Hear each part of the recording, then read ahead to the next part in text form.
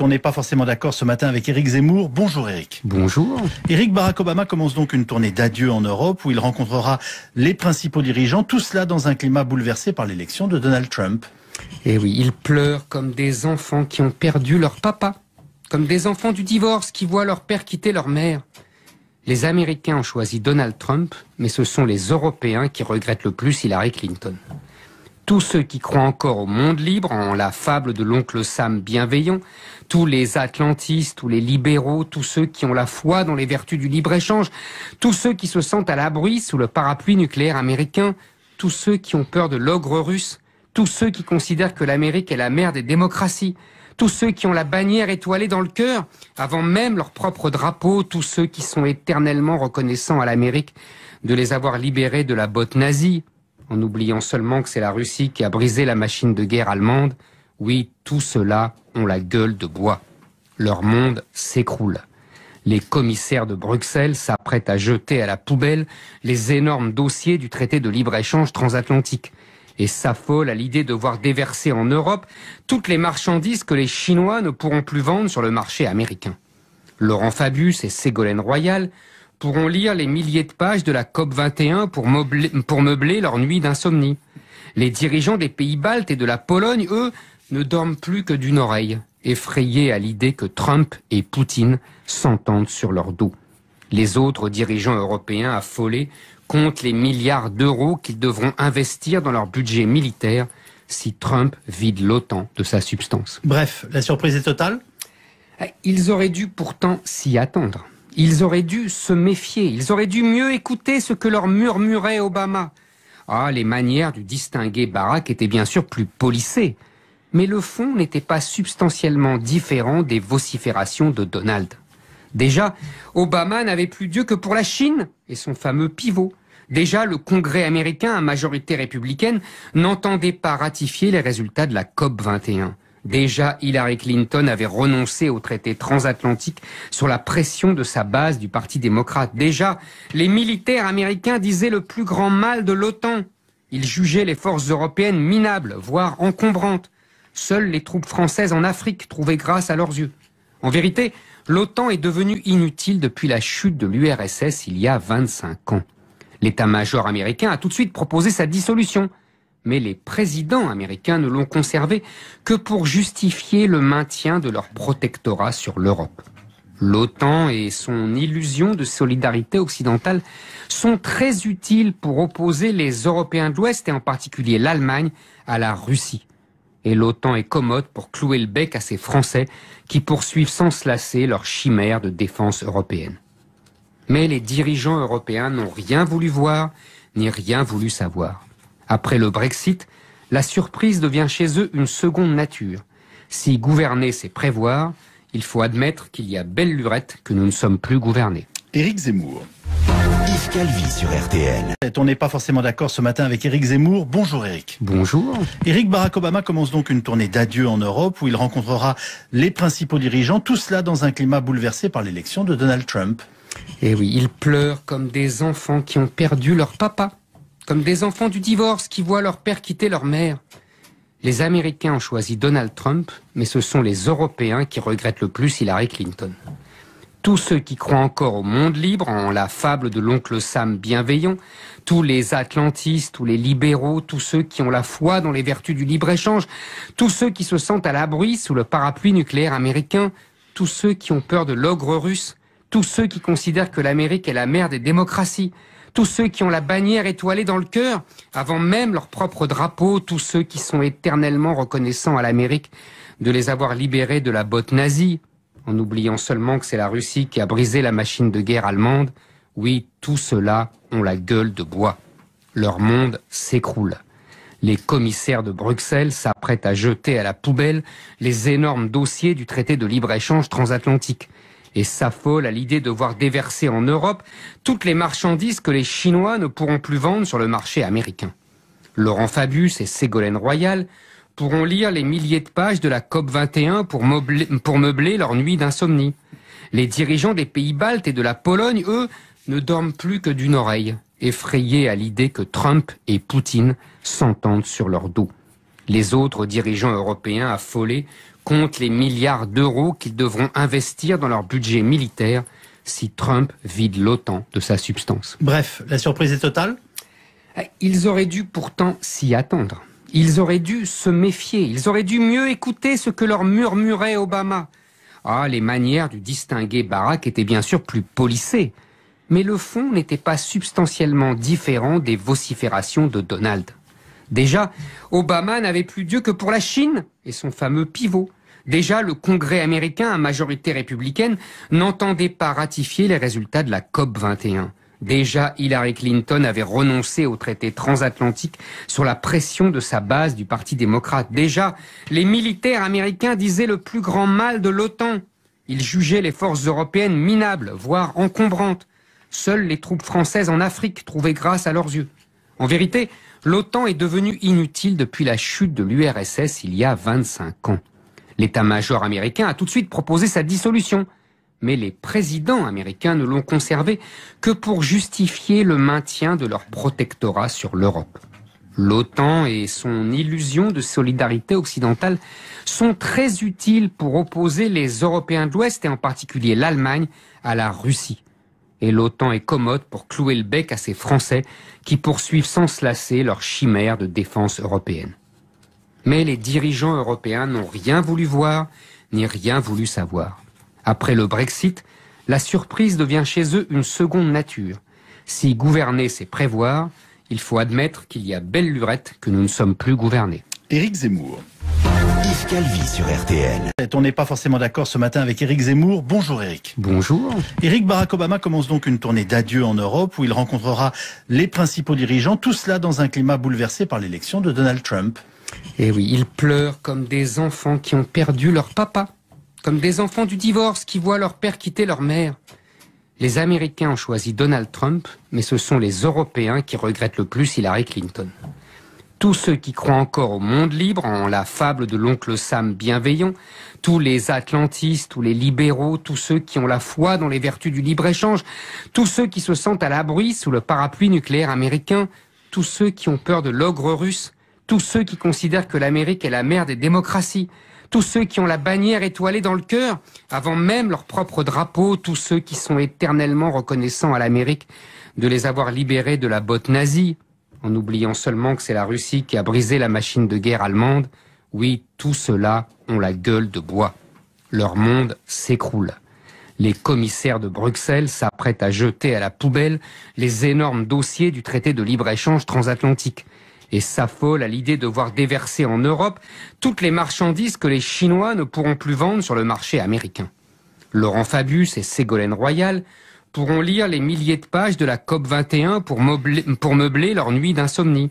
Les dirigeants des pays baltes et de la Pologne, eux, ne dorment plus que d'une oreille, effrayés à l'idée que Trump et Poutine s'entendent sur leur dos.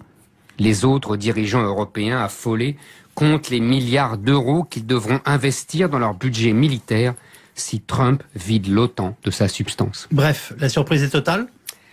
Ils auraient dû pourtant s'y attendre. Ils auraient dû se méfier. Ils auraient dû mieux écouter ce que leur murmurait Obama.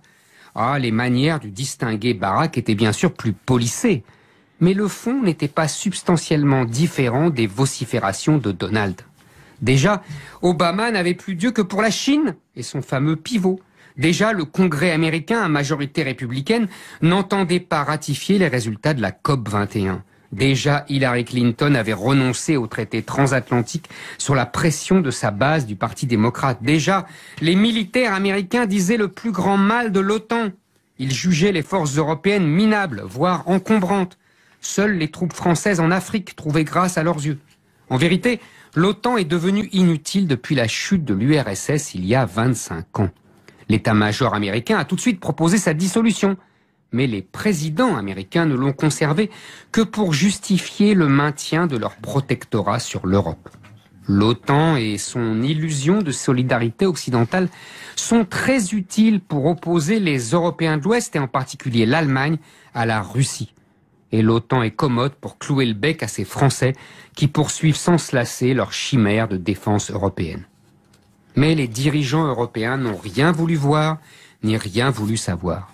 Après le Brexit, La surprise devient chez eux une seconde nature. Si gouverner, c'est prévoir, il faut admettre qu'il y a belle lurette que nous ne sommes plus gouvernés. Éric Zemmour. Yves Calvi sur RTL. On n'est pas forcément d'accord ce matin avec Éric Zemmour. Bonjour Éric. Bonjour. Barack Obama commence donc une tournée d'adieu en Europe où il rencontrera les principaux dirigeants, tout cela dans un climat bouleversé par l'élection de Donald Trump.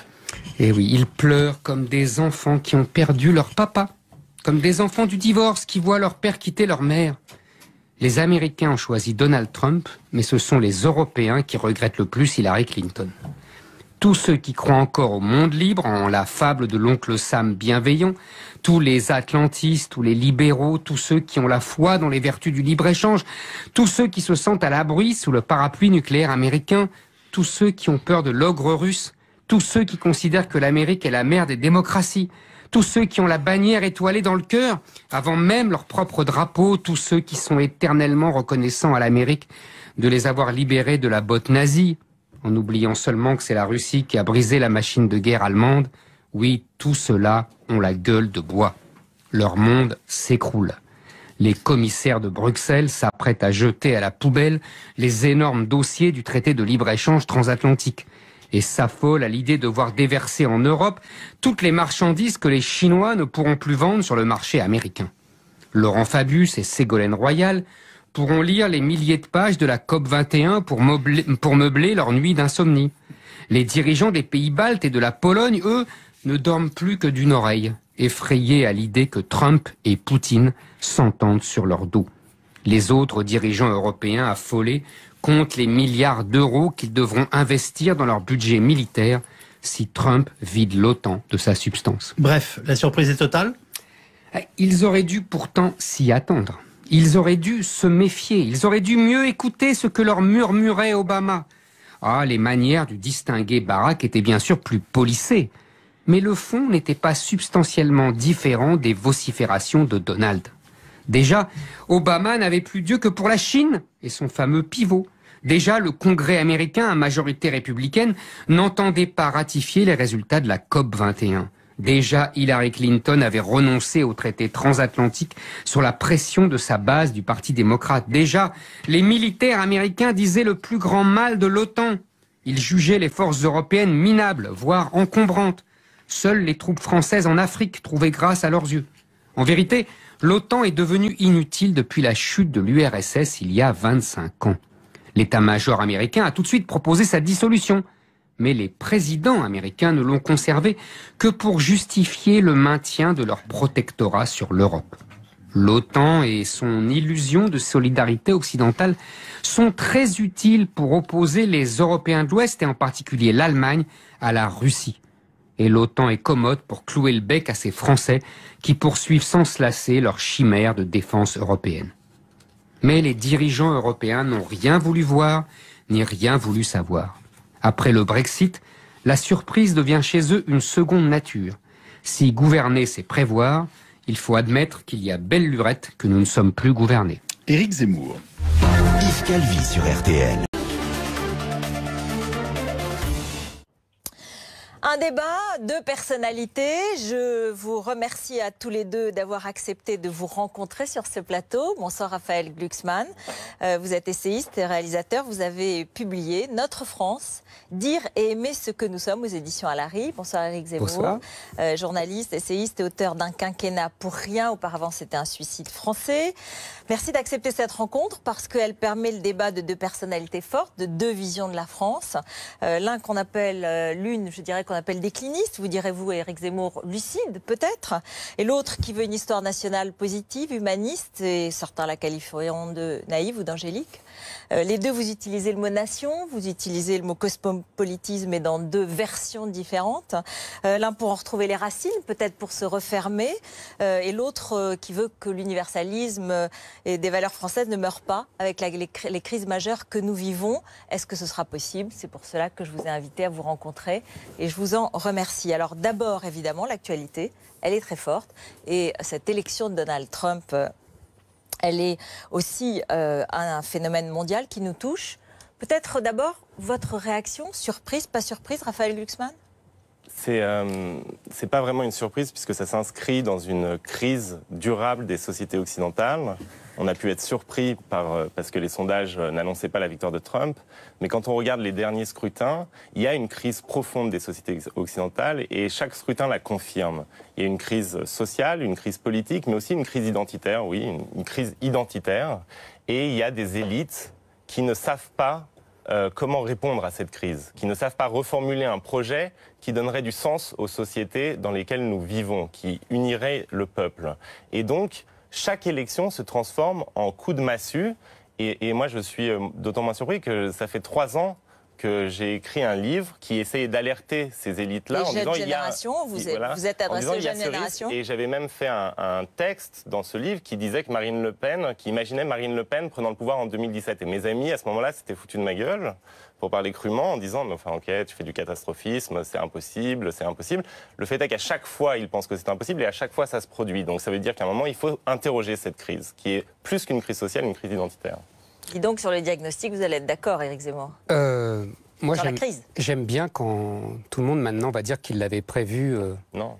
Non, mais je dis pas vous spécialement, je dis tout le monde en général, parce que ça va être amusant. Tout le monde va dire, mais oui. Les sondages étaient plus serrés que ce qu'on en a dit. En vérité, ils étaient serrés.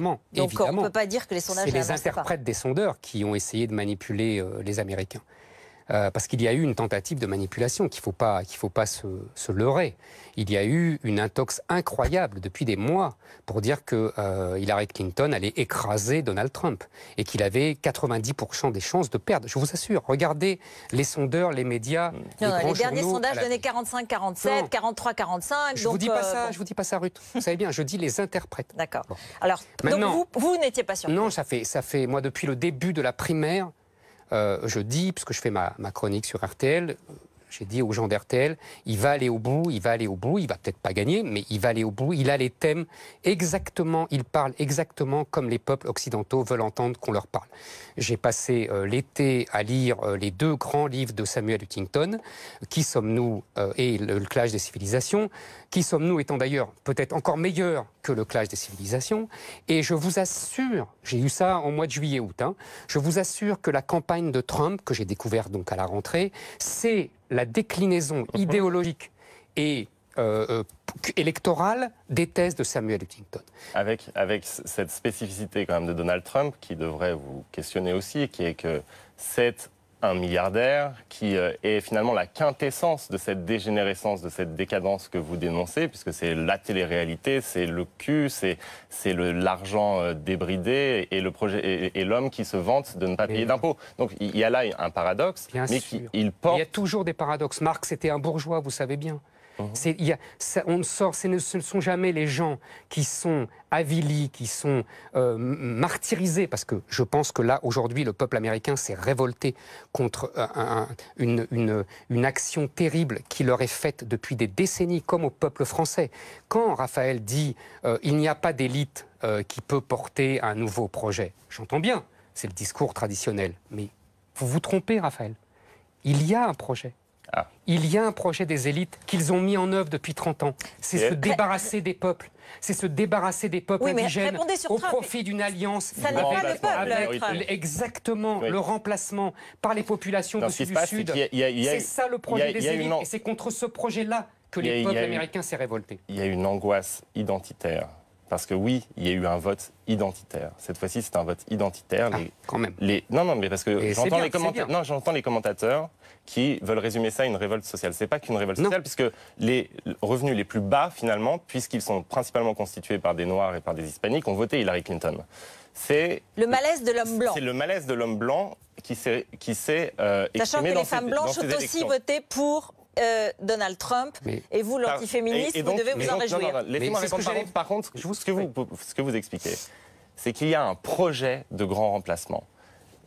Eh bien, ce projet-là n'est confirmé par absolument aucun fait. Qu'il y ait des gens, que les théories du grand remplacement fassent florès, que la crise identitaire et l'incapacité des élites à dire pourquoi nous faisons un peuple entraîne ce genre de succès des théories du grand remplacement. Le fait est qu'Éric Zemmour, il n'y a pas de grand remplacement. Il n'y a pas de grand remplacement. Il n'y a que ça. Mais non, il n'y a pas de grand remplacement. Il n'y a que ça. Moi, je vais vous emmener, je vais vous dire, les 7 millions, j'en ai assez de cette discussion sur le grand remplacement d'enfants étrangers en France contre les 3 millions on parle des États-Unis d'abord, s'il vous plaît. On parle des États-Unis.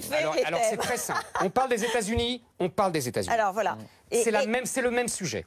C'est exactement le même sujet. Je m'en doutais. C'est exactement le même. Qu'est-ce qui se passe aux États-Unis? Qu'est-ce qui se passe?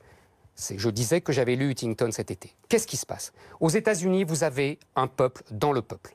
Un peuple mexicain, latino, qui parle espagnol, qui a ses télés, qui a sa langue, qui impose sa langue, qui a ses écoles, et ne veut plus s'assimiler au peuple américain anglo-saxon, qui n'accepte plus l'héritage anglo-saxon. Et c'est contre ça qu'il se révolte. Et c'est contre une immigration permanente, folle. En fait, qu'est-ce que c'est je finis. Qu'est-ce que c'est l'immigration mexicaine? C'est la revanche sur les gringos. Les gringos leur ont piqué la moitié de leur pays avec la Californie, le Texas, etc. Ils se vengent aujourd'hui par la démographie. Nous avons le même sujet aujourd'hui. Vous y voyez, j'imagine, la comparaison avec la colonisation et l'Algérie. C'est évident. Mais alors, réponse, Raphaël Glucksmann. Vous passez votre temps à essentialiser les choses. C'est-à-dire que, pour vous, les Mexicains veulent prendre leur revanche et les élites ont le projet de laisser les Mexicains prendre leur revanche. C'est ça. Donc, le projet de l'élite américaine, c'était en gros de se laisser voler une partie de leur pays par l'immigration mexicaine. Oui. Oui. Je vais vous dire, c'est un projet conscient. Oui. C'est un projet conscient. Je peux vous répondre?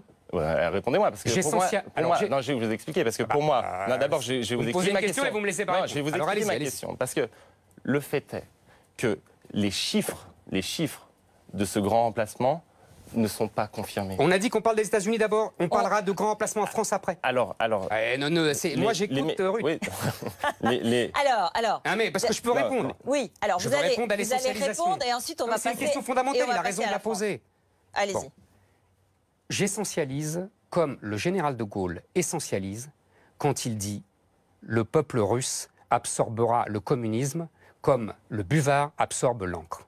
Quand le général de Gaulle dit ça, ça veut dire qu'il y a des nations éternelles, qu'il y a des peuples, et que, au-delà des idéologies, au-delà de l'histoire, ils sont éternels. Alors oui, j'essentialise comme ça. Il y a une deuxième phrase que j'aimerais vous citer, qui est « ce sont les morts qui gouvernent les vivants ». C'est une vieille phrase d'un théoricien du 19e siècle, oublié aujourd'hui, peu importe. Je crois en ça. Alors j'imagine que Raphaël Glucksmann, lui, quand je dis il n'est pas les du tout Mexicains, là-dessus. vous comprenez bien, Raphaël, que je ne veux pas dire chaque Mexicain se dit je vais prendre ma revanche sur les gringos qui m'ont pris mon pays il y a un siècle. Non, c'est pas ce que je dis, vous avez bien compris. Ce que je veux dire, c'est qu'il y a l'âme des peuples, il y a l'esprit, et donc les morts gouvernent les vivants. Et donc si on continue votre logique, puisque ce sont ces grilles de lecture-là qui sont en train de triompher, si on continue votre logique, nécessairement, vous abolissez le cosmopolitisme qui constitue la démocratie américaine. Oui. Donc nécessairement, vous reproduisez... Laissez-moi parler. Non, mais... vous dites un vous parlez pendant 10 minutes. Laissez-le finir. Nécessairement, vous retournez à la séparation, puisque si ces gens-là, parce que les morts gouvernent les vivants, ne peuvent de toute façon pas s'intégrer et former le même peuple avec les Blancs qui ont voté pour Trump, il faut donc les séparer, soit les expulser, soit qu'ils vivent dans une situation d'apartheid. Donc la conséquence logique, c'est pour ça que je voulais débattre avec vous, parce que contrairement à beaucoup de politiciens qui pourraient partager vos opinions, vous allez jusqu'au bout. Donc la conséquence logique de ces grilles, bien sûr, la conséquence logique de ces grilles de lecture, ce sont les déportations, sans mettre de connotation 1940. Okay. Je peux répondre à ça? Non. La cohérence logique, c'est une chose. C'est quand on est étranger et qu'on vient dans un pays, que ce pays s'appelle les États-Unis ou que ce pays s'appelle la France. J'ai découvert encore avec mes lectures d'Huntington que ce n'était pas du tout l'image que j'avais des États-Unis et que le melting pot américain se ressemblait en fait beaucoup à notre assimilationnisme. Je vous avoue franchement que j'ai découvert ça cet été, que ce n'est pas du tout ce qu'on en dit entre nous en France. Donc quand on est étranger, et je sais, puisque moi, mes ancêtres n'étaient pas là aux croisades, ils n'étaient même pas là à la charge de Murat à Eylau. Donc je suis moi-même un Français de branche et non pas de souche. Qu'est-ce que fait un étranger ? Il s'assimile, c'est-à-dire qu'il fait sienne la langue, les mœurs et l'histoire. Je vous ai répondu. L'histoire de France et l'histoire des États-Unis, ce que ne font plus les immigrés d'aujourd'hui. Donc vous avez raison, et d'ailleurs Huntington le dit, ça finira par une guerre de sécession, une nouvelle guerre. Et attendez, non, laissez-moi répondre. Je finis. En France, ça finira par une partition, comme l'a dit le président de la République. Vous revenez à la France, donc moi je peux vous répondre sur la France. Pardon, allez-y pour les États-Unis. Non, ce que vous ne comprenez pas dans votre propre logique, c'est que en essentialisant, vous abolissez toute possibilité, y compris d'assimilationnisme. Pas du tout. Mais non, parce que si les morts gouvernent les vivants, et si nous avons là une colonisation de peuplement mexicain, alors ça veut dire que vous ne considérez pas les individus en tant que tels, que vous ne leur permettez pas de s'intégrer, et que finalement, en reproduisant ad vitam aeternam ces clichés sur les Mexicains sont des violeurs, comment voulez-vous que les Mexicains sont des violeurs? Votre candidat, le candidat que vous défendez, Trump. Mon candidat, n'exagérez pas. Oui, d'accord. Il n'est pas un discours assimilationniste de dire les Mexicains sont les violeurs. Raphaël Antoven, je vous reprendrai. Raphaël Glucksmann. Pourquoi je vous appelle Antoven? Excusez-moi. Parce qu'il y en a deux. Et pardonnez-moi. Raphaël Glucksmann. Exactement, je vous répète la phrase du général de Gaulle. On peut assimiler des individus, pas des peuples. Oui, Philippe de Villiers. C'est pas grave, c'est un ami, ça me vexe pas. Quand on peut assimiler des individus, ça oui. Là, je ne suis pas essentialiste, je pense que et je vous dis, j'en suis la preuve vivante. Moi, je me suis assimilé, mes parents se sont assimilés. Vous voyez pas que là, vous êtes en contradiction avec le mais grand pas remplacement? du tout, pas du tout. S'il y a une stratégie du grand remplacement... Mais vous n'écoutez pas, vous n'écoutez pas. Alors, le nombre des individus, des peuples. Vous savez, Engels disait, à partir d'un certain nombre, la quantité devient une qualité. Alors revenons quand même sur votre définition, Raphaël Glucksmann, vous justement de l'identité, puisque dans le fond, il nous a expliqué, Éric Zemmour, j'allais dire Raphaël Zemmour, ça commence à être compliqué. C'est joli Raphaël, ça ne me vexe pas non plus. Sa vision de la France, c'est-à-dire un pays qui connaît une histoire millénaire façonnée et dans laquelle, quand on vient, on s'adapte au mode de vie. Vous dites au contraire, tout sauf une idée monolithique. Tout sauf, c'est aussi des impuretés, c'est aussi des mélanges, c'est aussi un roman national dans lequel il y a des personnages et des personnalités et même des histoires qui ne sont pas pures, chimiquement pures, au contraire. Et c'est cela qui fait la richesse de la France. C'est même le propre de la France. Par contre, oui, c'est une histoire millénaire dans laquelle il faut s'intégrer, à laquelle il faut s'adapter pour pouvoir continuer ce récit-là. Déjà, c'est bien. Non, mais laissez-le finir. Éric Zemmour, laissez-le finir. Pardon. Laissez-le finir. J'ai été élevé dans ce récit-là, donc j'ai pas fait des progrès, c'est ce que j'ai toujours pensé. Donc, il faut s'adapter à cette histoire millénaire. Mais que nous dit cette histoire millénaire? Est-ce que cette histoire millénaire, c'est une France univoque, française, elle est française, mais chrétienne, blanche? Non. La France, c'est justement un pays qui s'est fondé en assumant d'avoir des origines multiples et d'avoir une quête commune. Nous avons une histoire. Une histoire, c'est très différent d'une idéologie identitaire où on devrait impérativement ressembler à quoi nous ressemblions il y a 1 siècle, 2 siècles, 3 siècles ou 4 siècles. La France a accepté d'être une évolution, d'avoir une identité qui pouvait changer. Et c'est ça. C'est fou. Mais bien sûr que dans l'histoire de France, il y a eu des gens qui ont refusé cela et qui à chaque siècle ont proclamé que la France était en train de se suicider. Ça existait au moment des Lumières, ça existait au moment de la Révolution française, des gens que vous citez, que vous admirez, qui sont des auteurs contre-révolutionnaires, comme De Maistre, et qui nous expliquent... De Maistre est un grand écrivain. Oui, bien sûr. Et qui nous explique que la France est la nation qui trompe le plus les gens. Vous m'avez lu, c'est bien. Bien sûr. De Maistre, bien sûr. Et qui, par ailleurs, fait le propagandiste de la contre-révolution à l'échelle européenne, à Saint-Pétersbourg, que vous citez avec admiration. Donc, ces gens-là ont proclamé la mort de la culture française à chaque fois qu'elle a changé. Non, le propre de la France est d'avoir une culture qui peut changer. Et dans les années 30, et pardon, Éric Zemmour, sur ce plateau, vous m'avez dit être barésien. Oui. Souviens. Et maurassien. Non, il a précisé qu'il était plutôt barésien, ce qui déjà peut poser question. Mais vous savez. Mais surtout, et quand même, ce qui est quand même aussi un récit du déclin de la France. Oui, c'est déjà historiquement, tout à fait. vous ne faites que vous installer dans ce sillon. Vous le reconnaissez. Mais bien sûr, je le reconnais. Je vais vous dire, c'est très simple. Vous confondez 2 choses. Pour Barrès et Maurras, c'est simple. Vous savez. Vous savez vous aimez le général de Gaulle, vous savez ce qu'il disait de Maurras en 1944, il est devenu fou à force d'avoir toujours raison. Donc ça nuance le jugement sur Maurras, mais peu importe. Vous confondez 2 choses. Vous confondez effectivement... Donc vous n'êtes pas maurassien en plus? Non, mais je vous dis, c'est compliqué Maurras, mais on ne va pas faire le débat sur Maurras. Parce je vous cite cette phrase pour montrer que c'est compliqué. D'accord, alors je vous propose qu'on se retrouve dans un instant, parce que c'est l'heure de la pause. Mais ne vous inquiétez pas, il nous reste encore plus de 20 minutes de débat. Merci beaucoup pour parler de Maurras. De vous y prêter. Non, ce ne sera pas sur Maurras. Ce sera sur la France d'aujourd'hui. Bien sûr. S'il vous plaît, et celle de demain. Merci. Tout de suite. TV sur votre mobile. Il est 19h29, c'est le rappel des titres avec vous, Rachid. Et d'abord Donald Trump qui a quitté la Maison-Blanche. Il s'est entretenu avec Barack Obama pendant 1h30 dans le bureau ovale, et cela afin de préparer la transition. Les 2 hommes se sont ensuite brièvement exprimés devant la presse. Monsieur le Président élu, je voudrais souligner que nous allons tout faire pour réussir, vous permettre de réussir la prise de fonction. Le Président m'a expliqué les difficultés, mais aussi les défis qui nous attendent. Monsieur le Président, j'ai beaucoup apprécié d'être avec vous et je voudrais vous retrouver pour préparer cette transition. Michelle Obama, de son côté, a reçu Melania Trump. Pas d'image de cette rencontre, mais elles se sont entretenues, bel et bien, dans la résidence de la Maison-Blanche, sur les tâches qui incombent à la First Lady.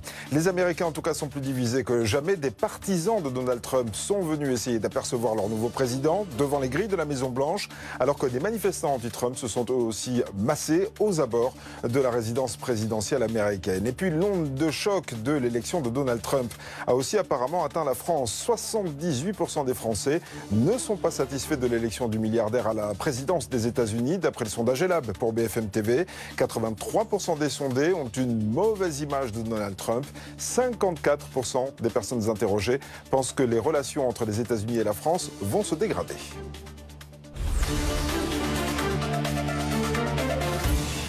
On vous retrouve Éric Zemmour, journaliste essayiste, auteur d'un quinquennat pour rien chez Albert Michel, Raphaël Glucksmann, essayiste et réalisateur, Notre France dirait aimer ce que nous sommes chez Alary. Votre vision de la France, on l'a dit, Éric Zemmour, un pays qui a connu une histoire millénaire, façonnée par des siècles de catholicisme qui intégrait lui-même les influences grecques, romaines et juives. Et Raphaël Glucksmann, vous dites notre France, elle est infiniment plus qu'une affaire de sang, de généalogie, de papier, de bureaucratie, de patronyme, de religion.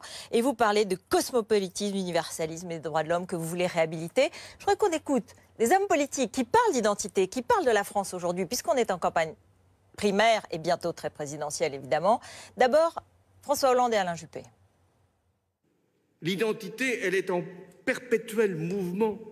C'est pour ça que la France est bien plus qu'une identité. C'est une idée, c'est un projet, c'est une ambition qui fait de la France un pays singulier, regardé, espéré dans le monde. Eh bien, c'est cette idée, l'idée de la France, qui doit nous mobiliser et que nous devons porter. La France n'a jamais été un pays comme les autres. Isolée, frileuse, repliée sur ses frontières, elle ne serait plus aujourd'hui qu'une puissance quelconque. Or, elle a été, elle doit rester, elle peut redevenir une puissance mondiale. Je n'hésite pas à le proclamer. C'est notre histoire, c'est notre rêve, c'est notre honneur. D'une certaine façon, vous vous reconnaissez ou ils se reconnaissent, vous sentez une forme d'identification avec ces discours? Je pense qu'effectivement, une identité est une chose qui évolue, qui change, et que la France a été guidée par des principes et des idéaux qui donc ont transformé son identité. Maintenant, ce qui est le problème, c'est que cette vision-là de l'identité, il faut savoir la décliner en récit, et c'est tout ce qui a manqué au quinquennat qui vient de s'écouler. Éric Zemmour. Écoutez, cette idée d'évolution, d'identité qui évolue, c'est l'idée à la mode en ce moment. On voit bien que toutes les... Non, les idées à la mode, ce sont les vôtres. Non, attendez, vous ne confondez pas les idées qui sont majoritaires dans le pays et les idées qui sont à la mode dans l'idéologie dominante, dominée par les médias et par la classe politique. C'est pas la même chose. Vous êtes le représentant de la classe dominante. Vous êtes reçu partout. D'où me parlez-vous? Non, mais écoutez, je vous ai laissé parler, vous me répondrez. Vous êtes le représentant de la classe dominante. Vous avez d'ailleurs des parrains très glorieux, comme Bernard-Henri Lévy, etc. Ce sont des gens qui font l'idéologie dominante depuis 30 ans. Et vous poursuivez leur discours. Moi, effectivement... J'ai mon discours. Non, mais c'est le leur. Il va vous répondre. Bon, vous l'avez attaqué, il va vous répondre. Non, mais cette manière de catégoriser, vous auriez pu ajouter bobo, parce que c'est quand même, utile.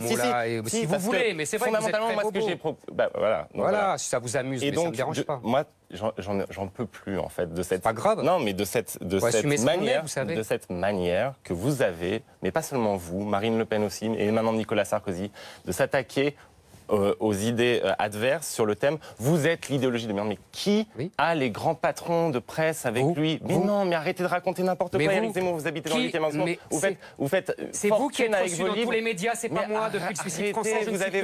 Heureusement qu'il y a BFM. Vous avez été forgé par la télévision, par France 2, mais alors plus arrêtez. maintenant. Mais aujourd'hui, je suis persona non grata dans le service public, par exemple. Et heureusement qu'il y a BFM pour me recevoir. C'est vous qui êtes reçu partout. Arrêtez de raconter n'importe quoi. Attendez, vous êtes Non, attendez.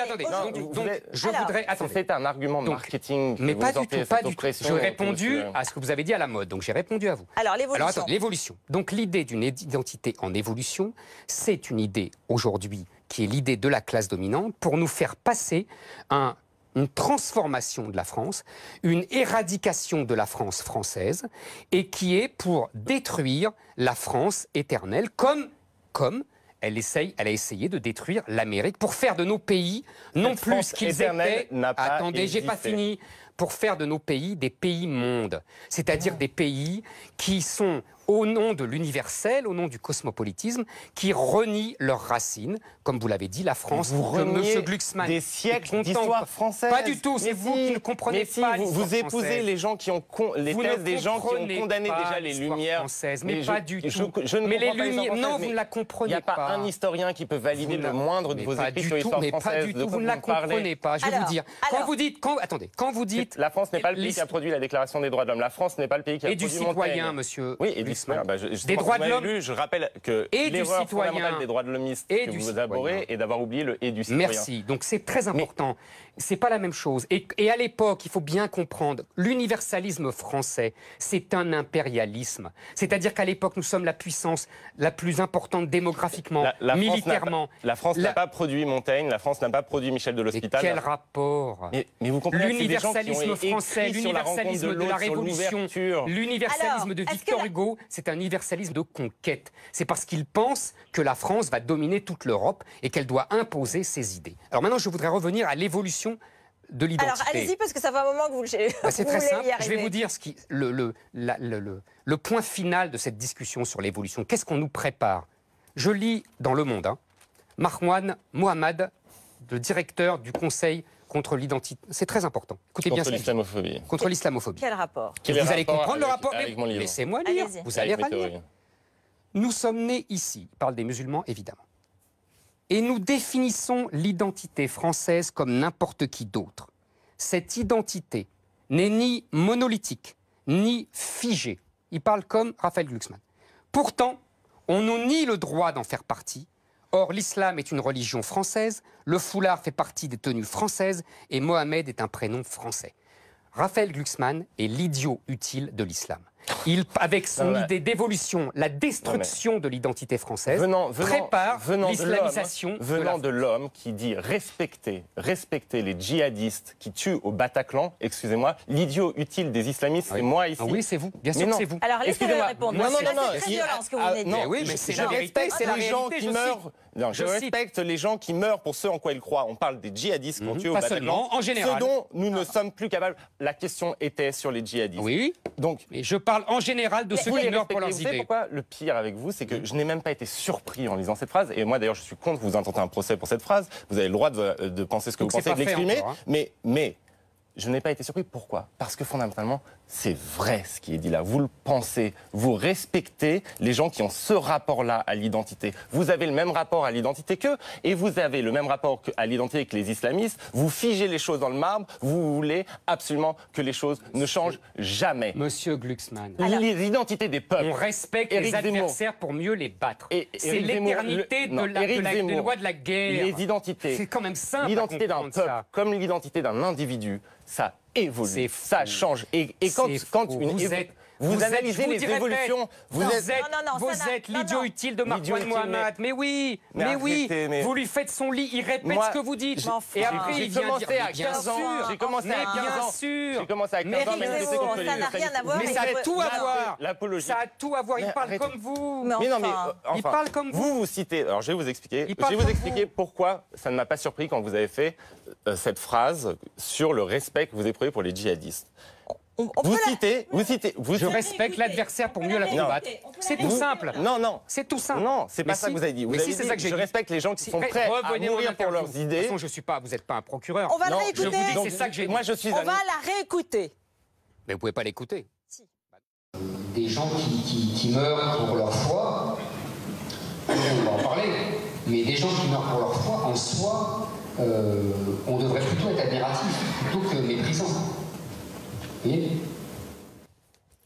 je répondais à cette question qui est, est-ce qu'ils sont fous? Est-ce qu'ils sont psychiatriques? Est-ce qu'ils sont débiles? Je disais non, ils meurent pour leur foi. C'est tout, et donc c'est respectable, et donc on doit les respecter pour prendre on doit considération des gens qui tuent des mômes qui vont... Je ne respecte pas ce qu'ils font, je respecte qu'ils meurent, eux. C'est pas la même chose. Pour mieux les combattre, c'est tout. Très bien. Voilà. Vous n'allez pas faire l'émission là-dessus. Le fait est que ce n'est pas... Je sais que vous êtes embêté parce que je démontre, mais bon... Le fait est que ce n'est pas étonnant. Pourquoi ce n'est pas étonnant? Mais vous avez dévié, vous avez dévié. Il va être content de vous les associer à ceux qui tuent au Bataclan. C'est pas étonnant que vous déclariez des choses comme celle-ci. Vous répondez pas à ce que je dis. Laissez-le parler. Non, parce que dans votre livre... Vous avez un long passage, et c'est pas la première fois, déjà le long passage avant, sur Carl Schmitt. Vous citez Carl Schmitt. Pourquoi vous citez Carl Schmitt? Et pourquoi c'est intéressant pour notre débat? Parce que Carl Schmitt a votre définition de l'identité et a votre définition, votre rapport à la politique. Et Carl Schmitt, qui était le théoricien du Troisième Reich, et qui ensuite... pas le théoricien.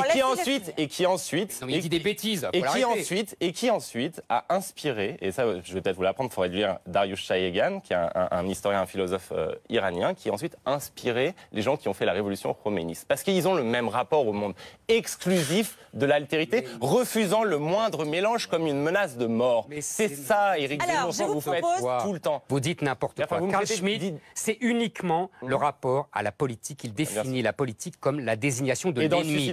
La désignation de l'ennemi. Et donc je désigne l'ennemi qu'est l'islam. Alors je vous propose de revenir à la politique française. Pas l'islamisme. Non, pas l'islamisme, l'islam. Mais l'islamisme et l'islam, c'est la même chose. Alors je vous propose d'avoir une autre la manière dont vous parlez, c'est vous prenez par exemple une analyse juste de Gilles Kepel sur les frères musulmans et la phrase d'après, c'est voilà pourquoi l'islam n'est pas compatible avec la France. Et donc vous donnez l'ensemble de la civilisation musulmane aux frères musulmans et aux islamistes. Mais aujourd'hui, mon cher, les frères musulmans et les wahhabites dominent l'islam mondial. Et en particulier l'islam français. Mais oui, c'est l'islam. C'est le texte. Il n'y a pas d'autre islam possible. Non, il n'y a pas d'autre islam. Les autres islams ont échoué. Alors, je vous propose maintenant de revenir. Non, attendez.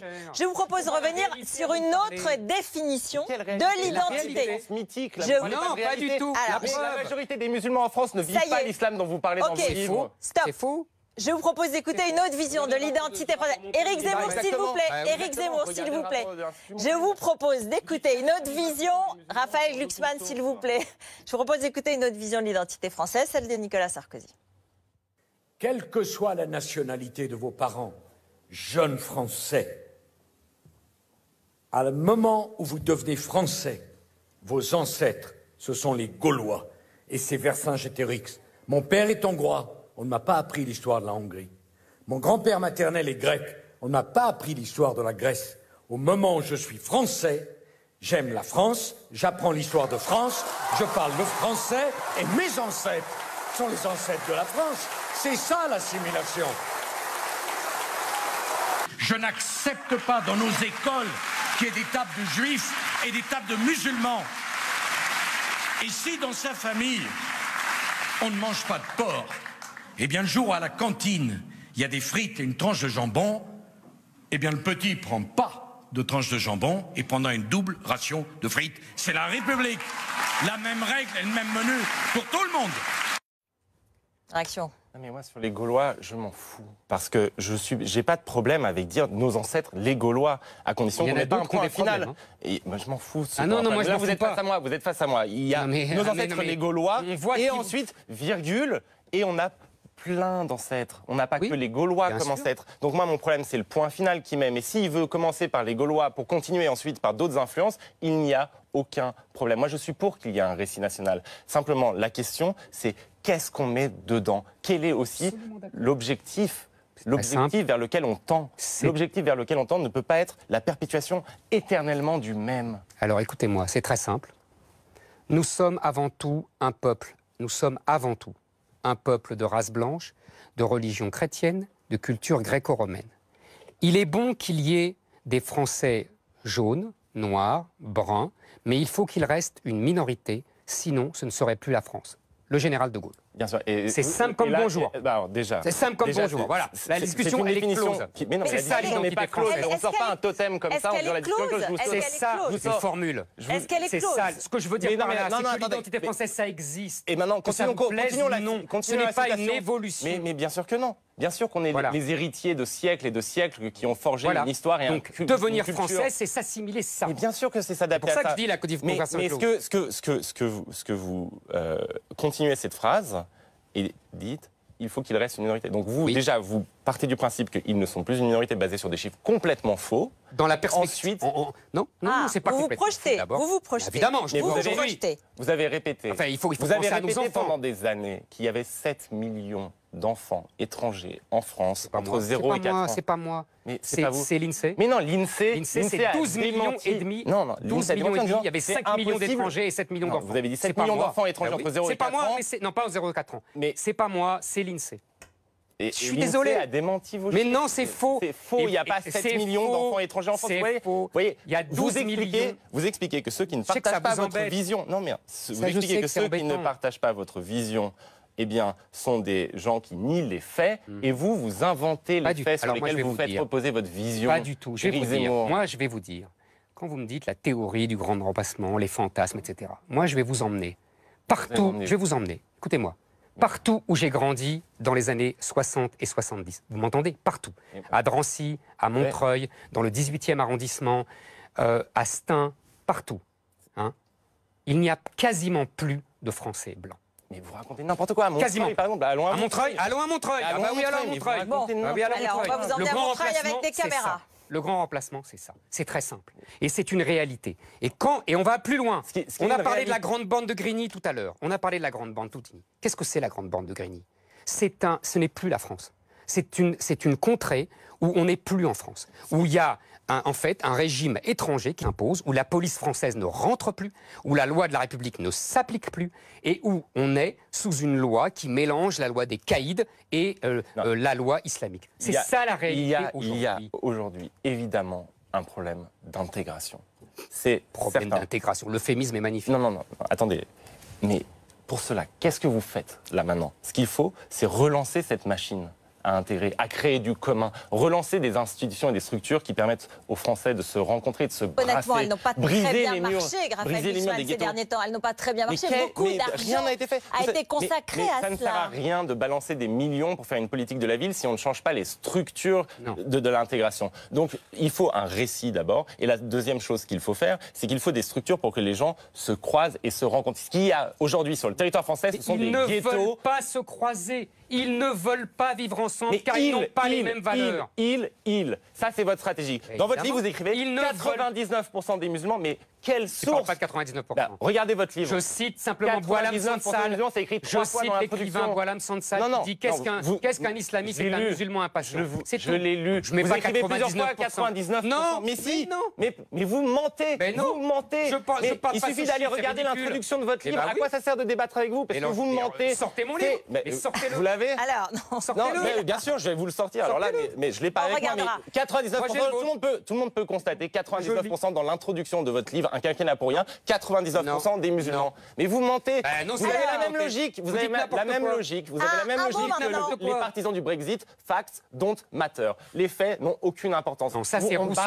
On flatte les peurs. On est des marketeurs de la haine. Laissons tomber les faits. Alors revenons maintenant à ce qui s'est passé depuis 2 ans en France. On a le 13 novembre, c'est dimanche. Et ça fera 1 an, et je dis 2 ans parce que c'est 1 an et demi, évidemment, c'est depuis Charlie. Mais il y a eu Mohamed Merah, il y a eu Charlie, Hyper Cacher, les terrasses, le 14 juillet à Nice. Ce sont des moments extrêmement traumatiques, ce sont des moments d'immense violence, ce sont des moments qui marquent une société. Et comment va la France aujourd'hui? On est à 1 an, ce sera dimanche. On rendra hommage aux victimes, d'abord, et c'est à elles qu'il faut penser. Et je pense que tous ensemble sur ce plateau, on le fait. Est-ce que le pays peut s'en relever? Est-ce que le pays rentre, comme vous l'avez dit, dans une forme de guerre civile? Je ne crois pas. Je vois bien aujourd'hui qu'on parle plutôt de résilience. Quel est votre avis, Raphaël Glucksmann? L'onde de choc est immense et la guerre n'est pas finie. Donc, le pays va mal. Et c'est pas parce que les gens ne font pas de manifestations qu'ils n'y pensent pas. Ils ont peur et la peur est légitime. Le pays va mal aussi parce que on n'a pas senti ensuite un discours qui donnait, de la part des plus hautes autorités de l'État, qui donnait du sens à ce que voulait dire cette République qui était attaquée et cette France qui était attaquée. Et donc, il faut impérativement, quand on est dans une société qui est à ce point ébranlée, eh bien, passer des mots aux faits. Et le problème, c'est que quand on a un Premier ministre, par exemple, qui déclare que la France est devenue une constellation de ghettos, ce qui est le résultat de la crise que nous traversons, qui est identitaire, sociale, politique, il faut ensuite avoir une politique pour abattre ces murs. Et le problème, c'est que ces murs n'ont toujours pas été abattus et qu'il y a toujours des ghettos. Bon, écoutez, la France est le pays des guerres civiles. Depuis 1000 ans, la France est en guerre civile. Il y a eu la guerre civile des catholiques contre les protestants. Avant, il y avait même eu les bourguignons qui étaient avec les Anglais contre les Armagnacs, dans Jeanne d'Arc.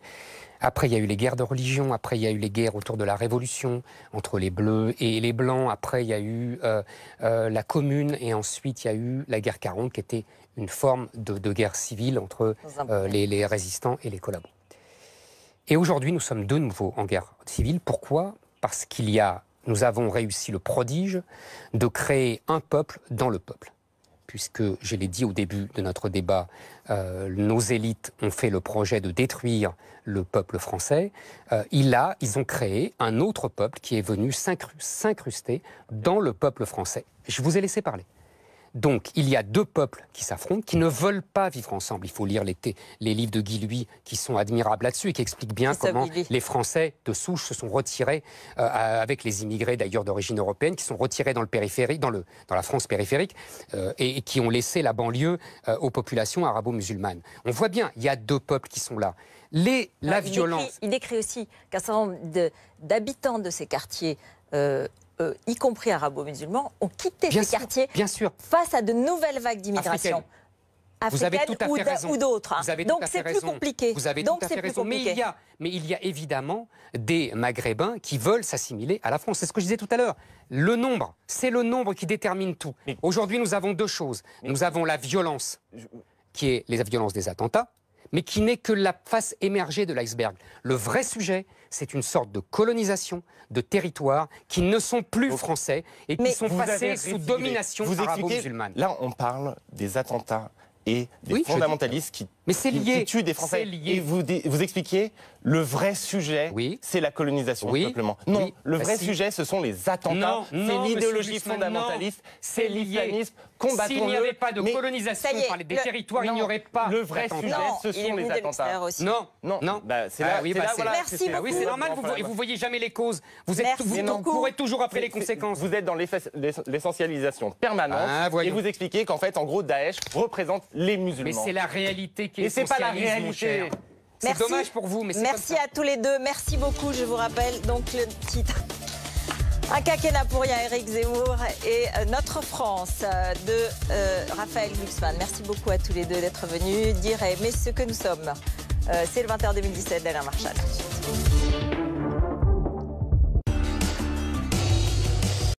On n'est pas forcément d'accord. 8h33, on n'est pas forcément d'accord ce matin avec Éric Zemmour. Bonjour Éric. Bonjour. Premier débat ce soir donc entre les candidats démocrates à la primaire pour la présidentielle américaine de 2016 et rien ne se passe comme prévu dans ces primaires. Et oui, d'abord on se moque. On s'attache aux apparences, aux ridicules, aux excès. Le mélange de Las Vegas et de Disneyland, des machines à sous et de Mickey. Il y a belle lurette que les Français ont pris l'habitude de rire des Américains pour mieux oublier qu'ils nous dirigent. Qu'on les admire en secret, qu'on les imite, que tout ce qu'ils font arrive chez nous 5, 10, 20 ans après. Cette primaire américaine de 2015 est notre présidentielle de demain. Leurs vaincus seront nos vaincus, leurs vainqueurs, nos vainqueurs. Les vaincus, pour l'instant, sont ceux qu'on connaît chez nous, le fils Bush, l'épouse Clinton. Ils ont un nom mais un charisme d'huître. Ils sont les candidats de l'establishment et ça les tue. Jeff Bush est encore plus mauvais que son frère. Hillary Clinton est la reine de la langue de bois. Son mari ne séduisait pas que les stagiaires à la Maison-Blanche, mais aussi les électeurs, ce dont sa femme se révèle incapable. Alors du coup, que se passe-t-il ? Dans cette folle primaire, deux figures ont pris de court tous les commentateurs, sondeurs et journalistes. À gauche, Bernie Sanders, qui ressemble à un prof d'université. À droite, la révélation s'appelle Donald Trump, le milliardaire qui se croit toujours dans une émission de télé-réalité. Le démocrate n'est pas assez connu, le républicain l'est trop. Le démocrate se dit socialiste, conteste la mondialisation, milite pour le protectionnisme, dénonce la confiscation par une élite fort restreinte des produits de la croissance. En France, on appelle cela la hausse des inégalités. Sanders rappelle que sans l'inflation, le salarié américain gagne $700 de moins, j'ai bien dit de moins, qu'il y a 40 ans. La cible de Trump est l'immigration. Aux États-Unis, les migrants sont mexicains. Trump n'hésite pas à dénoncer les violeurs et les bad guys venus du Rio Grande. Il incarne la panique des blancs anglo-saxons qui ont compris qu'ils seraient bientôt minoritaires dans leur propre pays. Les deux candidats sont aux antipodes. Sanders est un vieux politicien sur le retour, Trump est un néophyte. Mais chacun dans leur genre, les deux sont authentiques. Sanders, parce qu'il refuse les contributions des riches donateurs et a reçu des milliers de petits chèques. Trump, parce que milliardaire, il n'a pas besoin d'être financé. Et c'est Trump qui propose de taxer férocement Wall Street. Leur succès signifie la même chose.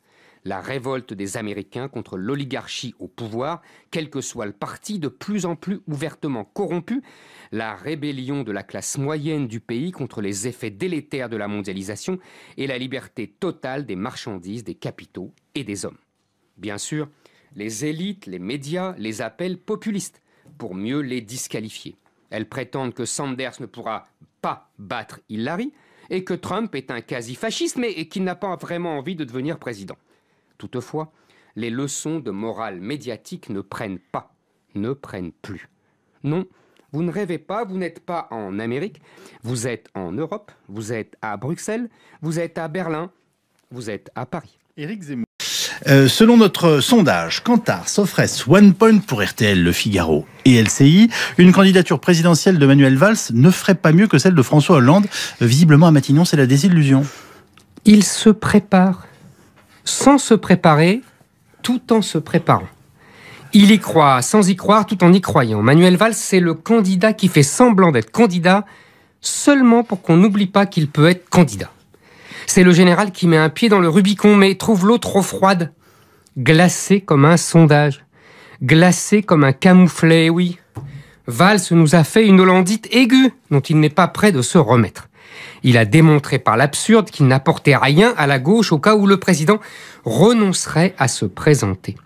S'il voulait faire pression sur l'Élysée pour le pousser à se retirer du jeu, c'est raté. Hollande-Valls, blanc-bonnet, bonnet blanc. Il faut se pincer pour se rappeler que Valls a été nommé à Matignon en raison de sa grande popularité. Finalement, Hollande a été avec Valls encore plus cruel que Mitterrand avec Rocard. Car au bout de 3 ans de Matignon, Rocard demeurait très populaire. Valls était à la fois brutal et clair. Il a gardé la brutalité, mais a perdu la clarté. La hollandite, c'est contagieux. Le même homme qui évoquait les deux gauches irréconciliables réclame désormais l'union de la famille socialiste. On l'a mal compris. Le seul avec qui il ne veut pas se réconcilier, c'est Jean-Luc Mélenchon. Peut-être aussi Emmanuel Macron. Peut-être aussi Arnaud Montebourg. Peut-être aussi Benoît Hamon. Peut-être aussi les frondeurs. Mais pourquoi, selon vous, Éric, cet échec politique que vous décrivez ? Alors, le drame politique de Valls va bien au-delà de ses querelles anecdotiques et de ses ressentiments personnels. Il portait à gauche une identité politique originale. Il voulait être le Tony Blair français. Le socialiste qui accepte la mondialisation et ne cherche pas à s'en protéger, qui se réapproprie ce libéralisme né historiquement sur les terres de la gauche et qui revient depuis la disparition du communisme. Il incarnait l'homme de gauche qui promet d'être dur avec le crime et avec les causes du crime, qui ne s'embarrasse pas des habituelles excuses sociologisantes. Depuis les attentats de Charlie et du Bataclan, il avait même étendu son rejet de la culture de l'excuse aux djihadistes. Le salafisme, voilà l'ennemi. Il avait affublé son Tony Blair de la moustache de Clémenceau et se rêvait en père la victoire. Il se croyait à la pointe de la modernité et ne s'est pas aperçu que son Tony Blair était devenu ringard à l'heure où en Angleterre même, les conservateurs redécouvrent le protectionnisme et la préférence nationale. Le vent de l'histoire souffle à droite, le vent de l'histoire souffle trop fort pour Valls et pour tous les socialistes. Aucun candidat de gauche n'a de chance sérieuse de gagner la prochaine présidentielle, ni même d'accéder au second tour. Valls, comme Montebourg, comme Hamon, comme Mélenchon, est déjà dans l'après-2017 avec des stratégies complexes de recomposition de la gauche. Ils ne se rendent pas compte que c'est la gauche tout entière qui est en train de mourir, qu'elle aura le destin de supplétif d'une droite jupéisée face au Front National. C'est déjà le cas en Allemagne où le SPD est depuis des années la troisième roue du carrosse de la CDU. Valls serait alors un Bayrou un peu plus chic, un Macron un peu moins jeune. Il montera in extremis dans la voiture balai du jupéisme. Lapsus intéressant. Oui. Ce sera au nom des valeurs de la République, mais pas dans la voiture balai. Éric Zemmour. On n'est pas forcément d'accord. 8h33, on n'est pas forcément d'accord ce matin avec Éric Zemmour. Bonjour Éric. Bonjour. Premier débat ce soir donc entre les candidats démocrates à la primaire pour la présidentielle américaine de 2016 et rien ne se passe comme prévu dans ces primaires. Et oui, d'abord, on se moque. On s'attache aux apparences, aux ridicules, aux excès, le mélange de Las Vegas et de Disneyland, des machines à sous et de Mickey. Il y a belle lurette que les Français ont pris l'habitude de rire des Américains pour mieux oublier qu'ils nous dirigent, qu'on les admire en secret, qu'on les imite, que tout ce qu'ils font arrive chez nous 5, 10, 20 ans après. Cette primaire américaine de 2015 est notre présidentielle de demain. Leurs vaincus seront nos vaincus, leurs vainqueurs, nos vainqueurs. Les vaincus, pour l'instant, sont ceux qu'on connaît chez nous, le fils Bush, l'épouse Clinton. Ils ont un nom mais un charisme d'huître. Ils sont les candidats de l'establishment et ça les tue. Jeff Bush est encore plus mauvais que son frère. Hillary Clinton est la reine de la langue de bois. Son mari ne séduisait pas que les stagiaires à la Maison-Blanche, mais aussi les électeurs, ce dont sa femme se révèle incapable. Alors du coup, que se passe-t-il ? Dans cette folle primaire, deux figures ont pris de court tous les commentateurs, sondeurs et journalistes. À gauche, Bernie Sanders, qui ressemble à un prof d'université. À droite, la révélation s'appelle Donald Trump, le milliardaire qui se croit toujours dans une émission de télé-réalité. Le démocrate n'est pas assez connu, le républicain l'est trop. Le démocrate se dit socialiste, conteste la mondialisation, milite pour le protectionnisme, dénonce la confiscation par une élite fort restreinte des produits de la croissance. En France, on appelle cela la hausse des inégalités. Sanders rappelle que, sans l'inflation, le salarié américain gagne $700 de moins, j'ai bien dit de moins, qu'il y a 40 ans. La cible de Trump est l'immigration. Aux États-Unis, les migrants sont mexicains. Trump n'hésite pas à dénoncer les violeurs et les bad guys venus du Rio Grande. Il incarne la panique des blancs anglo-saxons qui ont compris qu'ils seraient bientôt minoritaires dans leur propre pays. Les deux candidats sont aux antipodes. Sanders est un vieux politicien sur le retour, Trump est un néophyte. Mais chacun dans leur genre, les deux sont authentiques. Sanders, parce qu'il refuse les contributions des riches donateurs et a reçu des milliers de petits chèques. Trump, parce que milliardaire, il n'a pas besoin d'être financé. Et c'est Trump qui propose de taxer férocement Wall Street. Leur succès signifie la même chose.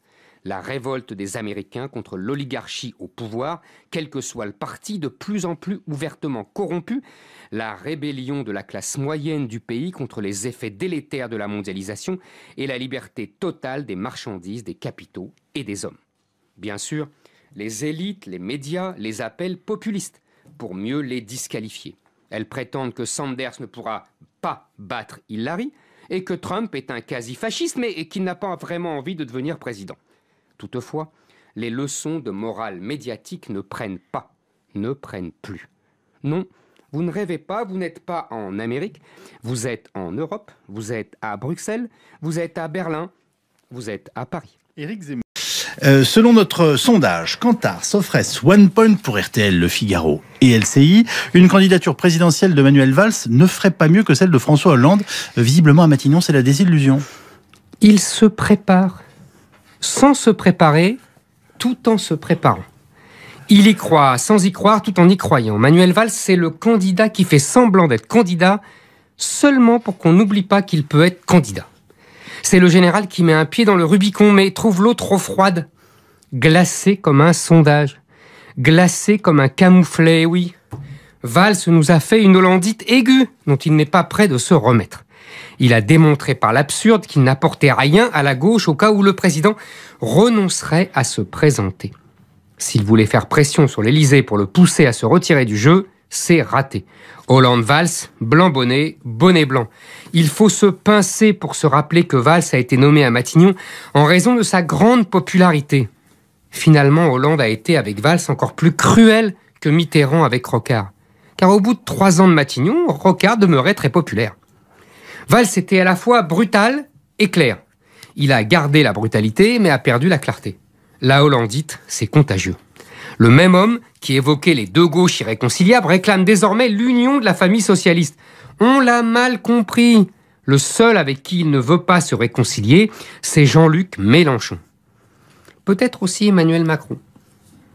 Peut-être aussi Arnaud Montebourg. Peut-être aussi Benoît Hamon. Peut-être aussi les frondeurs. Mais pourquoi, selon vous, Éric, cet échec politique que vous décrivez? Alors, le drame politique de Valls va bien au-delà de ses querelles anecdotiques et de ses ressentiments personnels. Il portait à gauche une identité politique originale. Il voulait être le Tony Blair français. Le socialiste qui accepte la mondialisation et ne cherche pas à s'en protéger, qui se réapproprie ce libéralisme né historiquement sur les terres de la gauche et qui y revient depuis la disparition du communisme. Il incarnait l'homme de gauche qui promet d'être dur avec le crime et avec les causes du crime, qui ne s'embarrasse pas des habituelles excuses sociologisantes. Depuis les attentats de Charlie et du Bataclan, il avait même étendu son rejet de la culture de l'excuse aux djihadistes. Le salafisme, voilà l'ennemi. Il avait affublé son Tony Blair de la moustache de Clémenceau et se rêvait en père la victoire. Il se croyait à la pointe de la modernité et ne s'est pas aperçu que son Tony Blair était devenu ringard à l'heure où en Angleterre même, les conservateurs redécouvrent le protectionnisme et la préférence nationale. Le vent de l'histoire souffle à droite. Le vent de l'histoire souffle trop fort pour Valls et pour tous les socialistes. Aucun candidat de gauche n'a de chance sérieuse de gagner la prochaine présidentielle, ni même d'accéder au second tour. Valls, comme Montebourg, comme Hamon, comme Mélenchon, est déjà dans l'après-2017 avec des stratégies complexes de recomposition de la gauche. Ils ne se rendent pas compte que c'est la gauche tout entière qui est en train de mourir, qu'elle aura le destin de supplétif d'une droite jupéisée face au Front National.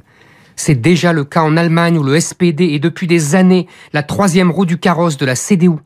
Valls serait alors un Bayrou un peu plus chic, un Macron un peu moins jeune. Il montera in extremis dans la voiture balai du jupéisme. Lapsus intéressant. Oui. Ce sera au nom des valeurs de la République, mais pas dans la voiture balai. Éric Zemmour. On n'est pas forcément d'accord. 8h33, on n'est pas forcément d'accord ce matin avec Éric Zemmour. Bonjour Éric. Bonjour. Premier débat ce soir donc entre les candidats démocrates à la primaire pour la présidentielle américaine de 2016 et rien ne se passe comme prévu dans ces primaires. Et oui, d'abord, on se moque. On s'attache aux apparences, aux ridicules, aux excès, le mélange de Las Vegas et de Disneyland, des machines à sous et de Mickey. Il y a belle lurette que les Français ont pris l'habitude de rire des Américains pour mieux oublier qu'ils nous dirigent. Qu'on les admire en secret, qu'on les imite, que tout ce qu'ils font arrive chez nous 5, 10, 20 ans après. Cette primaire américaine de 2015 est notre présidentielle de demain. Leurs vaincus seront nos vaincus, leurs vainqueurs, nos vainqueurs. Les vaincus, pour l'instant, sont ceux qu'on connaît chez nous, le fils Bush, l'épouse Clinton. Ils ont un nom mais un charisme d'huître. Ils sont les candidats de l'establishment et ça les tue. Jeff Bush est encore plus mauvais que son frère. Hillary Clinton est la reine de la langue de bois. Son mari ne séduisait pas que les stagiaires à la Maison-Blanche, mais aussi les électeurs, ce dont sa femme se révèle incapable. Alors du coup, que se passe-t-il ? Dans cette folle primaire, 2 figures ont pris de court tous les commentateurs, sondeurs et journalistes. À gauche, Bernie Sanders, qui ressemble à un prof d'université. À droite, la révélation s'appelle Donald Trump, le milliardaire qui se croit toujours dans une émission de télé-réalité. Le démocrate n'est pas assez connu, le républicain l'est trop. Le démocrate se dit socialiste, conteste la mondialisation, milite pour le protectionnisme, dénonce la confiscation par une élite fort restreinte des produits de la croissance. En France, on appelle cela la hausse des inégalités. Sanders rappelle que, sans l'inflation, le salarié américain gagne $700 de moins, j'ai bien dit de moins, qu'il y a 40 ans. La cible de Trump est l'immigration. Aux États-Unis, les migrants sont mexicains. Trump n'hésite pas à dénoncer les violeurs et les bad guys venus du Rio Grande. Il incarne la panique des blancs anglo-saxons qui ont compris qu'ils seraient bientôt minoritaires dans leur propre pays. Les deux candidats sont aux antipodes. Sanders est un vieux politicien sur le retour, Trump est un néophyte. Mais chacun dans leur genre, les deux sont authentiques. Sanders, parce qu'il refuse les contributions des riches donateurs et a reçu des milliers de petits chèques. Trump, parce que milliardaire, il n'a pas besoin d'être financé. Et c'est Trump qui propose de taxer férocement Wall Street. Leur succès signifie la même chose. La révolte des Américains contre l'oligarchie au pouvoir, quel que soit le parti, de plus en plus ouvertement corrompu, la rébellion de la classe moyenne du pays contre les effets délétères de la mondialisation et la liberté totale des marchandises, des capitaux et des hommes. Bien sûr, les élites, les médias les appellent populistes pour mieux les disqualifier. Elles prétendent que Sanders ne pourra pas battre Hillary et que Trump est un quasi-fasciste, mais qu'il n'a pas vraiment envie de devenir président. Toutefois, les leçons de morale médiatique ne prennent pas, ne prennent plus. Non, vous ne rêvez pas, vous n'êtes pas en Amérique, vous êtes en Europe, vous êtes à Bruxelles, vous êtes à Berlin, vous êtes à Paris. Éric Zemmour. Bon, alors là, j'ai une question. Moi, je suis à peu près sûr que vous n'allez pas y répondre parce qu'en plus, vous êtes très fort et je le sais, vous allez la contourner, mais je vous la pose quand même parce que c'est une question posée par des millions d'internautes. Diable, des millions, carrément. Des millions, bien sûr, vous avez la toile. Pour qui vote Éric Zemmour? C'est sûr que j'allais pas répondre. Allez-y. Ah non. Mais pourquoi? Mais parce que ça vous regarde pas. Je vous demande, vous, pour qui vous votez. Je demande aux gens pour qui ils votent. C'est le vote est secret en France. Hein. Donc les millions d'internautes qui se posent cette question, qu'est-ce que vous avez envie de leur répondre? Que moi, je leur demande pas pour qui ils votent. Vous êtes plutôt Le Pen ou Mélenchon? Trump. C'est une réponse en soi. Ah oui, pas Hillary. Voilà. Vous voyez? Ok. Je vous réponds. Le Pen, quoi. Voilà. Non, Trump. Trump et pas Hillary. Si j'étais américain, je vote Trump et pas Hillary. France Info. Vous nous parlez ce matin d'Éric Zemmour. Ah oui, parce que la dépêche du midi nous apprend qu'Éric Zemmour, qui devait présenter son livre Un quinquennat pour rien, demain à Toulouse, a annulé sa conférence. Il était invité par l'association toulousaine Face à Face, et d'après plusieurs de ses proches interrogés par la dépêche, si Éric Zemmour a annulé, c'est à cause de la taille de la salle mise à la disposition par la mairie. La salle Osette ne peut accueillir que 200 personnes. Un lieu pas assez grand pour l'immense Éric Zemmour, qui a donc décidé qu'il ne se déplacerait pas pour s'exprimer devant si peu de Toulousains. C'est ça les stars. Alors, il faut dire qu'en 2014, il avait présenté son livre Le suicide français à Toulouse devant 650 personnes. C'est pas pareil. Alors les aventures de Zemmour me font penser à une des bandes dessinées de mon enfance, les Martines. Vous vous souvenez, Alexis? Martine à la ferme, Martine en voyage, Martine à la mer, Martine avec son chien. Comment il s'appelle son chien? Je sais pas, c'est plutôt votre enfance que la mienne. Et son chat Moustache, ça va, Alexis. J'ai donc décidé de remplacer Martine par Éric dans les titres. En plus, je suis sûr que Zemmour va adorer que je le remplace par une héroïne féminine, une petite fille de 10 ans, lui qui aime tant les dames. Ouais. Tout le monde connaît, je pense, les premiers épisodes autour de cette table. Éric fait de la télé. Éric fait de la radio. Il y a aussi Éric au tribunal, ça c'est moins drôle. Et puis il y a les épisodes les plus récents. Éric n'a pas lu son livre. Quand notre héros découvre en direct à la télévision sur le plateau de C'est à vous que son éditeur, Albin Michel, a oublié des chapitres dans son bouquin. Éric se fâche avec Rachida. Tout ça parce qu'il n'aime pas les prénoms étrangers. Alors là, pour l'annulation de la conférence toulousaine, je propose Éric Almelon. Oui, comme ça. Et puis je vous annonce en exclusivité 2 futurs épisodes.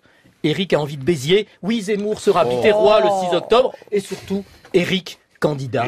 Mais ça, les amis, c'est une autre histoire. Le dicton du jour, Guy. À la Saint-Venceslas, quand Zemmour annule, la pansérance trépasse. Guy Birenbaum sur... On n'est pas forcément d'accord ce matin avec Éric Zemmour. Bonjour Éric. Bonjour. Éric, Barack Obama commence donc une tournée d'adieu en Europe où il rencontrera les principaux dirigeants, tout cela dans un climat bouleversé par l'élection de Donald Trump. Et oui, ils pleurent comme des enfants qui ont perdu leur papa, comme des enfants du divorce qui voient leur père quitter leur mère. Les Américains ont choisi Donald Trump, mais ce sont les Européens qui regrettent le plus Hillary Clinton. Tous ceux qui croient encore au monde libre, en la fable de l'oncle Sam bienveillant, tous les atlantistes, tous les libéraux, tous ceux qui ont la foi dans les vertus du libre-échange, tous ceux qui se sentent à l'abri sous le parapluie nucléaire américain, tous ceux qui ont peur de l'ogre russe, tous ceux qui considèrent que l'Amérique est la mère des démocraties, tous ceux qui ont la bannière étoilée dans le cœur, avant même leur propre drapeau, tous ceux qui sont éternellement reconnaissants à l'Amérique de les avoir libérés de la botte nazie, en oubliant seulement que c'est la Russie qui a brisé la machine de guerre allemande. Oui, tous ceux-là ont la gueule de bois. Leur monde s'écroule. Les commissaires de Bruxelles s'apprêtent à jeter à la poubelle les énormes dossiers du traité de libre-échange transatlantique et s'affolent à l'idée de voir déverser en Europe toutes les marchandises que les Chinois ne pourront plus vendre sur le marché américain. Laurent Fabius et Ségolène Royal pourront lire les milliers de pages de la COP21 pour meubler leur nuit d'insomnie. Les dirigeants des pays baltes et de la Pologne, eux, ne dorment plus que d'une oreille, effrayés à l'idée que Trump et Poutine s'entendent sur leur dos. Les autres dirigeants européens affolés comptent les milliards d'euros qu'ils devront investir dans leur budget militaire si Trump vide l'OTAN de sa substance. Bref, la surprise est totale ? Ils auraient dû pourtant s'y attendre. Ils auraient dû se méfier. Ils auraient dû mieux écouter ce que leur murmurait Obama. Ah, les manières du distingué Barack étaient bien sûr plus polissées. Mais le fond n'était pas substantiellement différent des vociférations de Donald. Déjà, Obama n'avait plus Dieu que pour la Chine et son fameux pivot. Déjà, le Congrès américain à majorité républicaine n'entendait pas ratifier les résultats de la COP21. Déjà, Hillary Clinton avait renoncé au traité transatlantique sur la pression de sa base du Parti démocrate. Déjà, les militaires américains disaient le plus grand mal de l'OTAN. Ils jugeaient les forces européennes minables, voire encombrantes. Seules les troupes françaises en Afrique trouvaient grâce à leurs yeux. En vérité, l'OTAN est devenue inutile depuis la chute de l'URSS il y a 25 ans. L'état-major américain a tout de suite proposé sa dissolution. Mais les présidents américains ne l'ont conservé que pour justifier le maintien de leur protectorat sur l'Europe. L'OTAN et son illusion de solidarité occidentale sont très utiles pour opposer les Européens de l'Ouest, et en particulier l'Allemagne, à la Russie. Et l'OTAN est commode pour clouer le bec à ces Français qui poursuivent sans se lasser leur chimère de défense européenne. Mais les dirigeants européens n'ont rien voulu voir, ni rien voulu savoir. Après le Brexit, la surprise devient chez eux une seconde nature.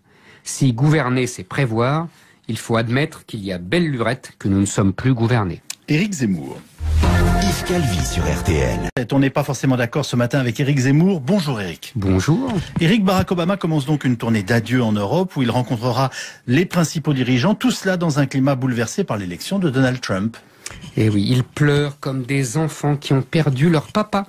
Comme des enfants du divorce qui voient leur père quitter leur mère. Les Américains ont choisi Donald Trump, mais ce sont les Européens qui regrettent le plus Hillary Clinton. Tous ceux qui croient encore au monde libre, en la fable de l'oncle Sam bienveillant, tous les atlantistes, tous les libéraux, tous ceux qui ont la foi dans les vertus du libre-échange, tous ceux qui se sentent à l'abri sous le parapluie nucléaire américain, tous ceux qui ont peur de l'ogre russe, tous ceux qui considèrent que l'Amérique est la mère des démocraties, tous ceux qui ont la bannière étoilée dans le cœur, avant même leur propre drapeau, tous ceux qui sont éternellement reconnaissants à l'Amérique de les avoir libérés de la botte nazie, en oubliant seulement que c'est la Russie qui a brisé la machine de guerre allemande. Oui, tous ceux-là ont la gueule de bois. Leur monde s'écroule. Les commissaires de Bruxelles s'apprêtent à jeter à la poubelle les énormes dossiers du traité de libre-échange transatlantique et s'affolent à l'idée de voir déverser en Europe toutes les marchandises que les Chinois ne pourront plus vendre sur le marché américain. Laurent Fabius et Ségolène Royal pourront lire les milliers de pages de la COP21 pour meubler leur nuit d'insomnie. Les dirigeants des pays baltes et de la Pologne, eux, ne dorment plus que d'une oreille, effrayés à l'idée que Trump et Poutine s'entendent sur leur dos. Les autres dirigeants européens affolés comptent les milliards d'euros qu'ils devront investir dans leur budget militaire si Trump vide l'OTAN de sa substance. Bref, la surprise est totale ? Ils auraient dû pourtant s'y attendre. Ils auraient dû se méfier. Ils auraient dû mieux écouter ce que leur murmurait Obama. Ah, les manières du distingué Barack étaient bien sûr plus polissées.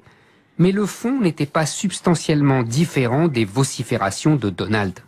Déjà, Obama n'avait plus Dieu que pour la Chine et son fameux pivot. Déjà, le Congrès américain à majorité républicaine n'entendait pas ratifier les résultats de la COP21. Déjà, Hillary Clinton avait renoncé au traité transatlantique sur la pression de sa base du Parti démocrate. Déjà, les militaires américains disaient le plus grand mal de l'OTAN. Ils jugeaient les forces européennes minables, voire encombrantes. Seules les troupes françaises en Afrique trouvaient grâce à leurs yeux. En vérité, l'OTAN est devenue inutile depuis la chute de l'URSS il y a 25 ans. L'état-major américain a tout de suite proposé sa dissolution. Mais les présidents américains ne l'ont conservé que pour justifier le maintien de leur protectorat sur l'Europe. L'OTAN et son illusion de solidarité occidentale sont très utiles pour opposer les Européens de l'Ouest, et en particulier l'Allemagne, à la Russie. Et l'OTAN est commode pour clouer le bec à ces Français qui poursuivent sans se lasser leur chimère de défense européenne. Mais les dirigeants européens n'ont rien voulu voir, ni rien voulu savoir. Après le Brexit, la surprise devient chez eux une seconde nature. Si gouverner, c'est prévoir, il faut admettre qu'il y a belle lurette que nous ne sommes plus gouvernés. Éric Zemmour. Yves Calvi sur RTL. On n'est pas forcément d'accord ce matin avec Éric Zemmour. Bonjour Éric. Bonjour. Barack Obama commence donc une tournée d'adieu en Europe où il rencontrera les principaux dirigeants, tout cela dans un climat bouleversé par l'élection de Donald Trump. Et oui, ils pleurent comme des enfants qui ont perdu leur papa. Comme des enfants du divorce qui voient leur père quitter leur mère. Les Américains ont choisi Donald Trump, mais ce sont les Européens qui regrettent le plus Hillary Clinton. Tous ceux qui croient encore au monde libre, en la fable de l'oncle Sam bienveillant, tous les atlantistes, tous les libéraux, tous ceux qui ont la foi dans les vertus du libre-échange, tous ceux qui se sentent à l'abri sous le parapluie nucléaire américain, tous ceux qui ont peur de l'ogre russe, tous ceux qui considèrent que l'Amérique est la mère des démocraties, tous ceux qui ont la bannière étoilée dans le cœur, avant même leur propre drapeau, tous ceux qui sont éternellement reconnaissants à l'Amérique de les avoir libérés de la botte nazie, en oubliant seulement que c'est la Russie qui a brisé la machine de guerre allemande. Oui, tous ceux-là ont la gueule de bois. Leur monde s'écroule. Les commissaires de Bruxelles s'apprêtent à jeter à la poubelle les énormes dossiers du traité de libre-échange transatlantique et s'affolent à l'idée de voir déverser en Europe toutes les marchandises que les Chinois ne pourront plus vendre sur le marché américain. Laurent Fabius et Ségolène Royal pourront lire les milliers de pages de la COP21 pour meubler leur nuit d'insomnie. Les dirigeants des pays baltes et de la Pologne, eux, ne dorment plus que d'une oreille, effrayés à l'idée que Trump et Poutine s'entendent sur leur dos.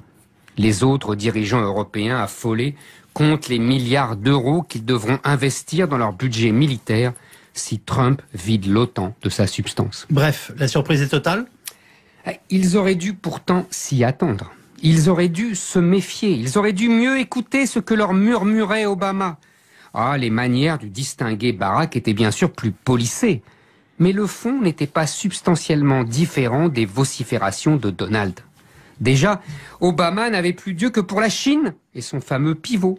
Déjà, le Congrès américain à majorité républicaine n'entendait pas ratifier les résultats de la COP21. Déjà, Hillary Clinton avait renoncé au traité transatlantique sur la pression de sa base du Parti démocrate. Déjà, les militaires américains disaient le plus grand mal de l'OTAN. Ils jugeaient les forces européennes minables, voire encombrantes. Seules les troupes françaises en Afrique trouvaient grâce à leurs yeux. En vérité, l'OTAN est devenue inutile depuis la chute de l'URSS il y a 25 ans. L'état-major américain a tout de suite proposé sa dissolution. Mais les présidents américains ne l'ont conservé que pour justifier le maintien de leur protectorat sur l'Europe. L'OTAN et son illusion de solidarité occidentale sont très utiles pour opposer les Européens de l'Ouest, et en particulier l'Allemagne, à la Russie. Et l'OTAN est commode pour clouer le bec à ces Français qui poursuivent sans se lasser leur chimère de défense européenne. Mais les dirigeants européens n'ont rien voulu voir, ni rien voulu savoir. Après le Brexit, la surprise devient chez eux une seconde nature. Si gouverner, c'est prévoir, il faut admettre qu'il y a belle lurette que nous ne sommes plus gouvernés. Éric Zemmour. Yves Calvi sur RTL. On n'est pas forcément d'accord ce matin avec Éric Zemmour. Bonjour Éric. Bonjour. Barack Obama commence donc une tournée d'adieu en Europe où il rencontrera les principaux dirigeants, tout cela dans un climat bouleversé par l'élection de Donald Trump. Et oui, ils pleurent comme des enfants qui ont perdu leur papa. Comme des enfants du divorce qui voient leur père quitter leur mère. Les Américains ont choisi Donald Trump, mais ce sont les Européens qui regrettent le plus Hillary Clinton. Tous ceux qui croient encore au monde libre, en la fable de l'oncle Sam bienveillant, tous les atlantistes, tous les libéraux, tous ceux qui ont la foi dans les vertus du libre-échange, tous ceux qui se sentent à l'abri sous le parapluie nucléaire américain, tous ceux qui ont peur de l'ogre russe, tous ceux qui considèrent que l'Amérique est la mère des démocraties, tous ceux qui ont la bannière étoilée dans le cœur, avant même leur propre drapeau, tous ceux qui sont éternellement reconnaissants à l'Amérique de les avoir libérés de la botte nazie, en oubliant seulement que c'est la Russie qui a brisé la machine de guerre allemande. Oui, tous ceux-là ont la gueule de bois. Leur monde s'écroule. Les commissaires de Bruxelles s'apprêtent à jeter à la poubelle les énormes dossiers du traité de libre-échange transatlantique et s'affolent à l'idée de voir déverser en Europe toutes les marchandises que les Chinois ne pourront plus vendre sur le marché américain. Laurent Fabius et Ségolène Royal pourront lire les milliers de pages de la COP21 pour meubler leur nuit d'insomnie. Les dirigeants des pays baltes et de la Pologne, eux, ne dorment plus que d'une oreille, effrayés à l'idée que Trump et Poutine s'entendent sur leur dos. Les autres dirigeants européens affolés comptent les milliards d'euros qu'ils devront investir dans leur budget militaire si Trump vide l'OTAN de sa substance. Bref, la surprise est totale ? Ils auraient dû pourtant s'y attendre. Ils auraient dû se méfier, ils auraient dû mieux écouter ce que leur murmurait Obama. Ah, les manières du distingué Barack étaient bien sûr plus polissées, mais le fond n'était pas substantiellement différent des vociférations de Donald. Déjà, Obama n'avait plus Dieu que pour la Chine et son fameux pivot. Déjà, le Congrès américain, à majorité républicaine, n'entendait pas ratifier les résultats de la COP21. Déjà, Hillary Clinton avait renoncé au traité transatlantique sur la pression de sa base du Parti démocrate. Déjà, les militaires américains disaient le plus grand mal de l'OTAN. Ils jugeaient les forces européennes minables, voire encombrantes. Seules les troupes françaises en Afrique trouvaient grâce à leurs yeux. En vérité, l'OTAN est devenue inutile depuis la chute de l'URSS il y a 25 ans. L'état-major américain a tout de suite proposé sa dissolution. Mais les présidents américains ne l'ont conservé que pour justifier le maintien de leur protectorat sur l'Europe. L'OTAN et son illusion de solidarité occidentale sont très utiles pour opposer les Européens de l'Ouest, et en particulier l'Allemagne, à la Russie. Et l'OTAN est commode pour clouer le bec à ces Français qui poursuivent sans se lasser leur chimère de défense européenne. Mais les dirigeants européens n'ont rien voulu voir, ni rien voulu savoir. Après le Brexit, la surprise devient chez eux une seconde nature. Si gouverner, c'est prévoir, il faut admettre qu'il y a belle lurette que nous ne sommes plus gouvernés. Éric Zemmour. Yves Calvi sur RTL. Un débat, deux personnalités. Je vous remercie à tous les deux d'avoir accepté de vous rencontrer sur ce plateau. Bonsoir Raphaël Glucksmann. Vous êtes essayiste et réalisateur. Vous avez publié Notre France, dire et aimer ce que nous sommes aux éditions Alary. Bonsoir Éric Zemmour. Bonsoir. Journaliste, essayiste et auteur d'un quinquennat pour rien. Auparavant, c'était un suicide français. Merci d'accepter cette rencontre parce qu'elle permet le débat de deux personnalités fortes, de deux visions de la France. L'un qu'on appelle, je dirais qu'on appelle décliniste, vous direz-vous, Éric Zemmour, lucide peut-être, et l'autre qui veut une histoire nationale positive, humaniste, et certains la qualifieront de naïve ou d'angélique. Les deux, vous utilisez le mot nation, vous utilisez le mot cosmopolitisme, mais dans deux versions différentes. L'un pour en retrouver les racines, peut-être pour se refermer, et l'autre qui veut que l'universalisme et des valeurs françaises ne meurent pas avec les crises majeures que nous vivons. Est-ce que ce sera possible? C'est pour cela que je vous ai invité à vous rencontrer, et je vous en remercie. Alors d'abord, évidemment, l'actualité, elle est très forte, et cette élection de Donald Trump, elle est aussi un phénomène mondial qui nous touche. Peut-être d'abord, votre réaction, surprise, pas surprise, Raphaël Glucksmann? C'est pas vraiment une surprise puisque ça s'inscrit dans une crise durable des sociétés occidentales. On a pu être surpris parce que les sondages n'annonçaient pas la victoire de Trump. Mais quand on regarde les derniers scrutins, il y a une crise profonde des sociétés occidentales et chaque scrutin la confirme. Il y a une crise sociale, une crise politique, mais aussi une crise identitaire, oui, une crise identitaire. Et il y a des élites qui ne savent pas comment répondre à cette crise, qui ne savent pas reformuler un projet qui donnerait du sens aux sociétés dans lesquelles nous vivons, qui unirait le peuple. Et donc, chaque élection se transforme en coup de massue. Et moi, je suis d'autant moins surpris que ça fait 3 ans que j'ai écrit un livre qui essayait d'alerter ces élites-là en disant vous êtes adressé aux jeunes générations. Et j'avais même fait un texte dans ce livre qui disait que Marine Le Pen, qui imaginait Marine Le Pen prenant le pouvoir en 2017. Et mes amis, à ce moment-là, s'étaient foutus de ma gueule, pour parler crûment, en disant, mais enfin, ok, tu fais du catastrophisme, c'est impossible, c'est impossible. Le fait est qu'à chaque fois, ils pensent que c'est impossible et à chaque fois, ça se produit. Donc ça veut dire qu'à un moment, il faut interroger cette crise, qui est plus qu'une crise sociale, une crise identitaire. Et donc, sur le diagnostic, vous allez être d'accord, Éric Zemmour Moi, sur la crise. J'aime bien quand tout le monde maintenant va dire qu'il l'avait prévu. Non. Non, mais je dis pas vous spécialement, je dis tout le monde en général, parce que ça va être amusant. Tout le monde va dire, mais oui. Les sondages étaient plus serrés que ce qu'on en a dit. En vérité, ils étaient serrés. Évidemment, donc on ne peut pas dire que les sondages c'est les interprètes des sondeurs qui ont essayé de manipuler les Américains. Parce qu'il y a eu une tentative de manipulation qu'il faut pas se leurrer. Il y a eu une intox incroyable depuis des mois pour dire que Hillary Clinton allait écraser Donald Trump et qu'il avait 90% des chances de perdre. Je vous assure, regardez les sondeurs, les médias, les derniers sondages donnaient 45-47, 43-45. Je vous dis pas ça, je vous dis pas ça, Ruth. Vous savez bien, je dis les interprètes. D'accord. Bon. Alors, maintenant, donc vous n'étiez pas sûr. Non, ça fait moi depuis le début de la primaire. Je dis, puisque je fais ma chronique sur RTL, j'ai dit aux gens d'RTL, il va aller au bout, il va peut-être pas gagner, mais il va aller au bout, il a les thèmes exactement, il parle exactement comme les peuples occidentaux veulent entendre qu'on leur parle. J'ai passé l'été à lire les 2 grands livres de Samuel Huntington, Qui sommes-nous et le clash des civilisations, Qui sommes-nous étant d'ailleurs peut-être encore meilleur que le clash des civilisations, et je vous assure, j'ai eu ça en mois de juillet-août, je vous assure que la campagne de Trump, que j'ai découvert donc à la rentrée, c'est la déclinaison idéologique et électorale des thèses de Samuel Huntington.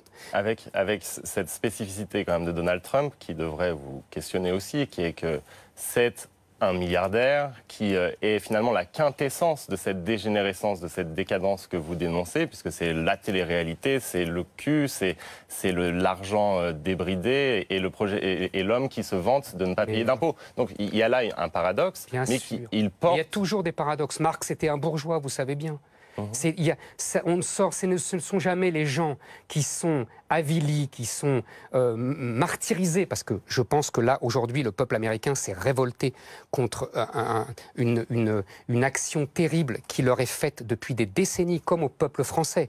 Quand Raphaël dit « il n'y a pas d'élite qui peut porter un nouveau projet », j'entends bien, c'est le discours traditionnel, mais vous vous trompez, Raphaël. Il y a un projet. Il y a un projet des élites qu'ils ont mis en œuvre depuis 30 ans. C'est se débarrasser des peuples. C'est se débarrasser des peuples indigènes au profit d'une alliance. Ça n'est pas le peuple. Exactement, le remplacement par les populations du Sud. C'est ça le projet des élites. Et c'est contre ce projet-là que les peuples américains s'est révoltés. Il y a une angoisse identitaire. Parce que oui, il y a eu un vote identitaire. Cette fois-ci, c'est un vote identitaire. Quand même. Non, mais parce que j'entends les commentateurs qui veulent résumer ça à une révolte sociale. C'est pas qu'une révolte sociale, puisque les revenus les plus bas, finalement, puisqu'ils sont principalement constitués par des Noirs et par des Hispaniques, ont voté Hillary Clinton. C'est le malaise de l'homme blanc. C'est le malaise de l'homme blanc qui s'est exprimé.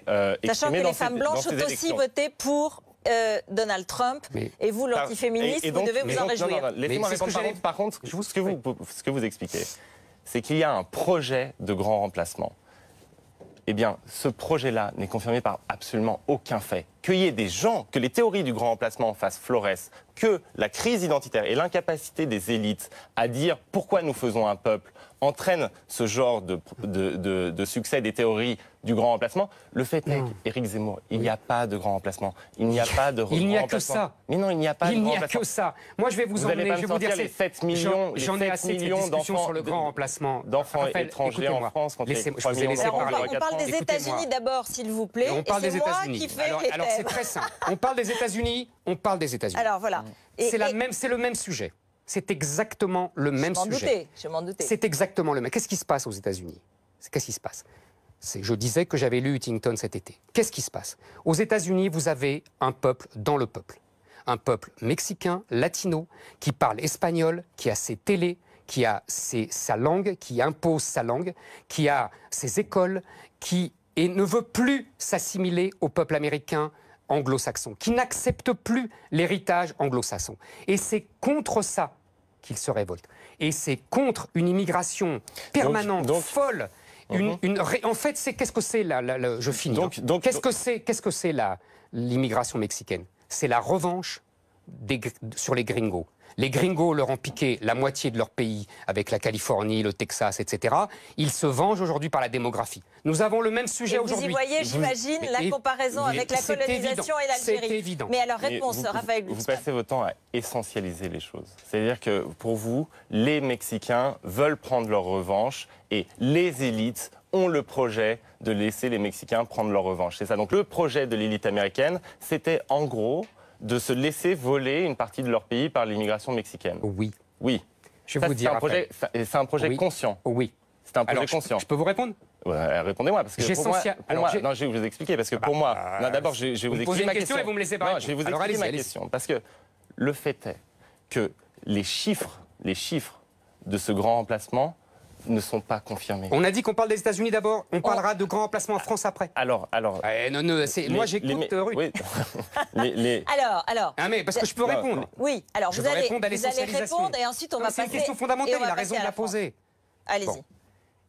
J'essentialise comme le général de Gaulle essentialise quand il dit le peuple russe absorbera le communisme comme le buvard absorbe l'encre. Quand le général de Gaulle dit ça, ça veut dire qu'il y a des nations éternelles, qu'il y a des peuples